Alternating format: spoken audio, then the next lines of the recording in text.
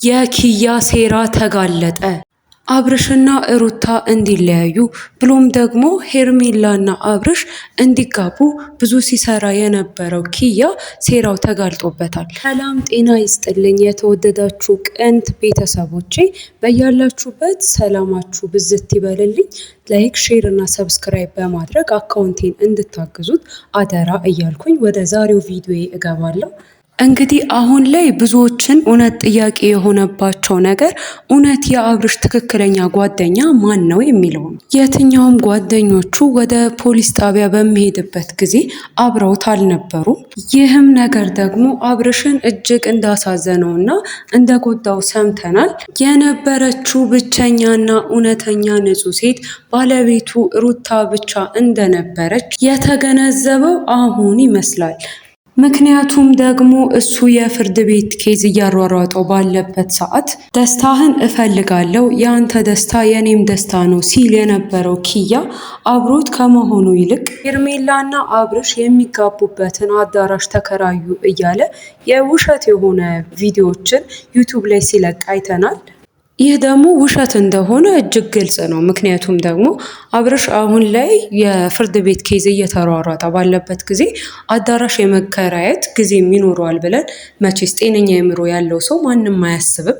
ሄርሜላን የማግባት እቅድ ሊኖረው ይችላል። ማናችንም የምናውቀው ነገር አይደለም። ሊጋቡ ይችላሉ። እሱ እንግዲህ የአብርሃምና የሄርሜላ ጉዳይ ነው።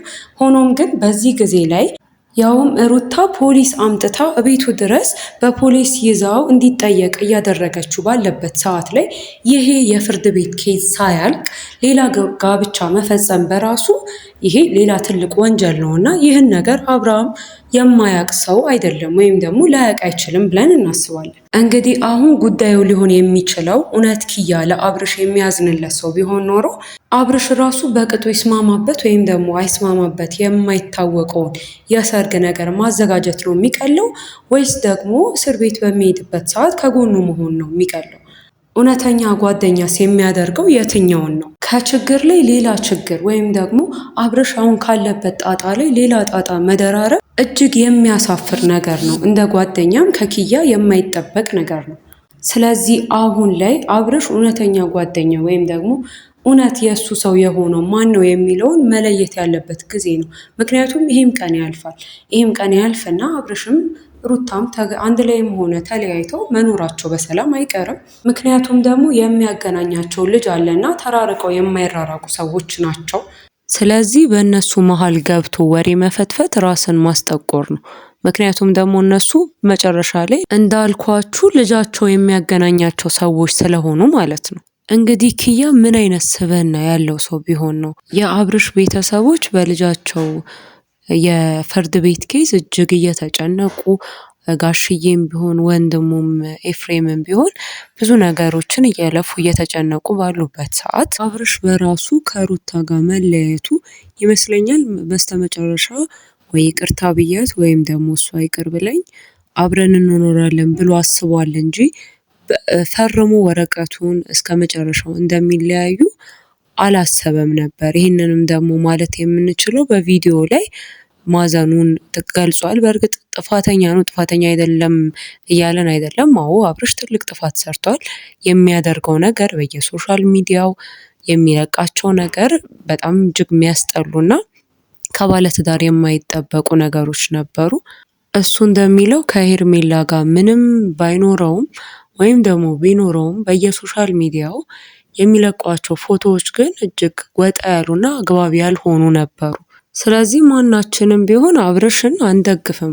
ያው ሁላችንም ከሩታ ጎን መሆናችን ይታወቃል። ሆኖም ግን አብርሽም ቢሆን ያው ሰው ነውና አይጸጸትም ወይም ደግሞ አያዝንም ማለት አንችልም።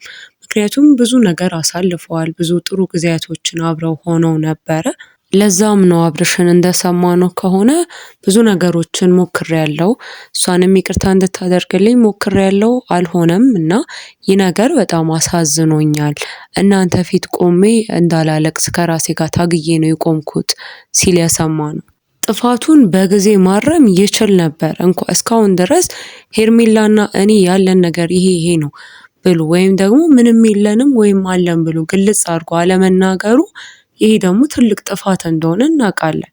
ትዳሩን የሚፈልገው ሰው ቢሆን ኖሮ ወይም ደግሞ እቤት ያለውን ሰው ሩታን ልጁን ቢያስብ ኖሮ ይሄን ማድረግ በጣም ቀላል ነገር ነበር።